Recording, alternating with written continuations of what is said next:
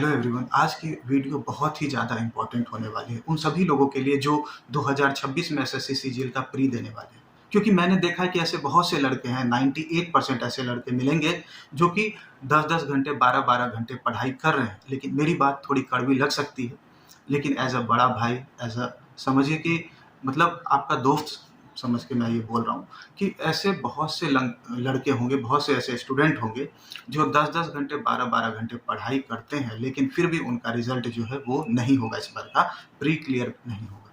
अब इसके पीछे क्या रीज़न है, उन सभी चीज़ों को मैं बताऊँगा अच्छे तरीके से। तो दोस्तों, अगर आप इस वीडियो पे, इस चैनल पे न्यू हो, तो प्लीज़ इस चैनल को सब्सक्राइब कर लेना और बेल आइकन भी प्रेस कर लेना, ताकि चीज़ें जो भी मैं इस एसएससी सीजीएल से रिलेटेड कोई भी इन्फॉर्मेशन दूँ, तो आप सभी तक पहुँच सके। तो दोस्तों, ये जो वीडियो है पूरा लास्ट तक देखना, क्योंकि जो मैंने लास्ट के 2-3 पॉइंट्स बताए हैं वो बहुत ज़्यादा इंपॉर्टेंट है, जो भी एसएससी सीजीएल 2026 में एग्जाम देने वाला है।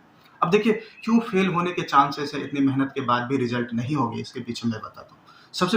सबसे पहला रीजन है पैसिव स्टडी।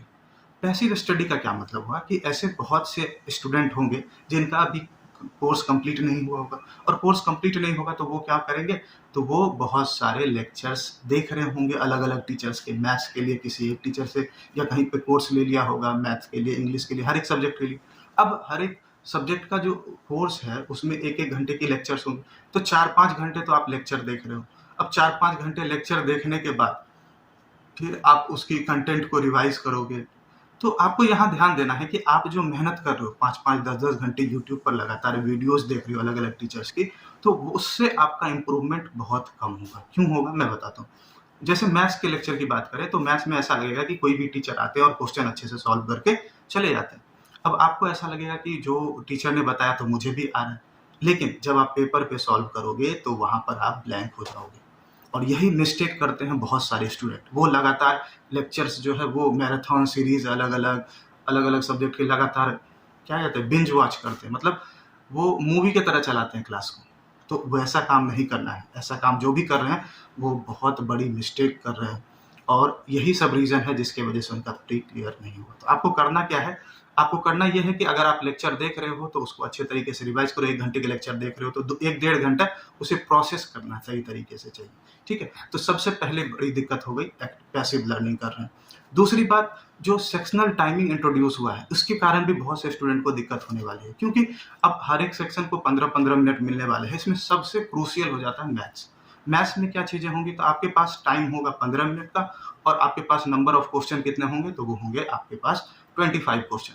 अब 15 मिनट में 25 क्वेश्चन करना उतना आसान नहीं है। अगर आपके कैलकुलेशन स्पीड, चीज़ें ठीक तरीके से कंट्रोल, क्वेश्चन के जो प्रैक्टिस अच्छे से आपने नहीं किया, तो फिर वो नहीं हुआ। तो यहाँ पर स्टूडेंट क्या कर रहा है, तो वो अलग अलग वीडियो देख रहे हैं कि एक टीचर ने 15 मिनट में 25 क्वेश्चन सॉल्व किया, दूसरे टीचर ने 15 मिनट में 25 किया, तीसरे टीचर ने किया। वो टीचर कर रहे हैं, आपने खुद से सॉल्व नहीं किया। तो याद रखना है कि अगर आप यूट्यूब पे देख लेते हो किसी टीचर को सॉल्व करते हुए, तो थोड़ा बहुत आपको आइडिया लग सकता है, लेकिन एक्चुअल में खुद से पेपर पेन लेकर बैठना होगा और चीज़ें सॉल्व करनी होंगी। ये सबसे इम्पॉर्टेंट पार्ट है आप सभी के लिए। ठीक है, तो ये चीज़ ध्यान रखें कि आप लोग सेक्शनल टाइमिंग जो इंट्रोड्यूस हुआ है, और कुछ स्टूडेंट के साथ ऐसा भी होता है, वो लोग सीधा कॉन्सेप्ट पढ़ते जाते, वीडियो देखा नोट्स बनाया, वीडियो देखा नोट्स बनाया, ये चीज़ें चल रही। अब अचानक से अगर टाइमर इंट्रोड्यूस करके क्वेश्चन सॉल्व करने बैठते हैं, तो वहाँ पर पैनिक क्रिएट हो जाता है। अब जब पैनिक क्रिएट होगा तो क्या चीज़ें होंगी, तो वहाँ पर क्या होता है, पैनिक क्रिएट हो जाता है। अब जैसे ही पैनिक क्रिएट होगा तो फिर वो फंस जाएंगे। क्यों फंस जाएंगे, तो वो सॉल्व नहीं कर पाएंगे अच्छे तरीके से। तो इस चीज़ को ध्यान रखना है आपको। ठीक है, ये एक बात हो गई। नेक्स्ट जो तीसरी बात है वो है मॉक टेस्ट।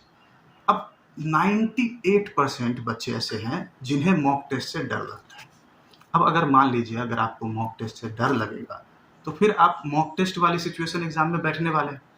बहुत से बच्चे ऐसे बोलेंगे कि मेरा सिलेबस ही कंप्लीट नहीं हुआ। सिलेबस, ये बात आप नोट कर लो, किसी का भी 100% सिलेबस कंप्लीट नहीं होता है, और ना 100% आपका सिलेबस कंप्लीट होता है, ना ही आप मॉक देते हो। तो मॉक, अगर आपका 60% भी सिलेबस कंप्लीट है तो आप मॉक दो। मॉक 1 घंटे का होगा, और उसमें उसका जो एनालिसिस है वो आप 2 घंटे में करो।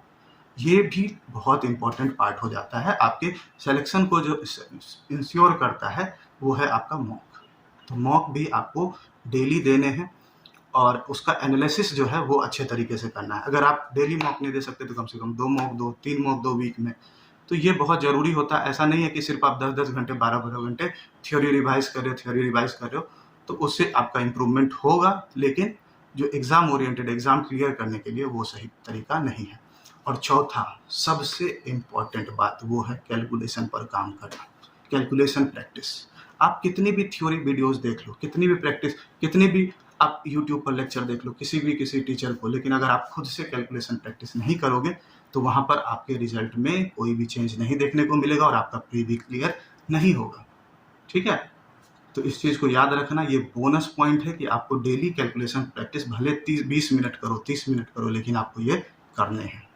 तो ध्यान रखना, मेरी इन सभी बातों को कंक्लूड करके आप अपना एक प्लान बनाइए और उसके अकॉर्डिंग प्रिपेयर करिए। तब जाकर आप 10 घंटे, 12 घंटे दे रहे हो, उसका एक सही डायरेक्शन में अगर आप उस चीज़ को अप्लाई करोगे तो शायद हो सकता है आप 7 घंटे भी डेली अच्छे तरीके से पढ़ते हो सही डायरेक्शन में, तो उसका आउटपुट ज़्यादा बेहतर हो, बशर्ते कि आप 10 घंटे, 12 घंटे गलत डायरेक्शन में कर रहे हो। तो अगर मेरी बात किसी को बुरी लगी हो तो कृपया उसके लिए मैं पहले से ही सॉरी बोल देता हूँ, तो उसके लिए माफ़ करना। लेकिन ये चीज़ें आपको करनी होगी, ये बहुत इम्पॉर्टेंट है आपको आपके रिजल्ट के लिए। तो और जो लोग इस चैनल पे नए हैं तो कृपया तो प्लीज़ इस चैनल को सब्सक्राइब कर लेना, ताकि आपको इससे रिलेटेड इन्फॉर्मेशन मिले, और वीडियो को लाइक भी कर देना। Thank you so much.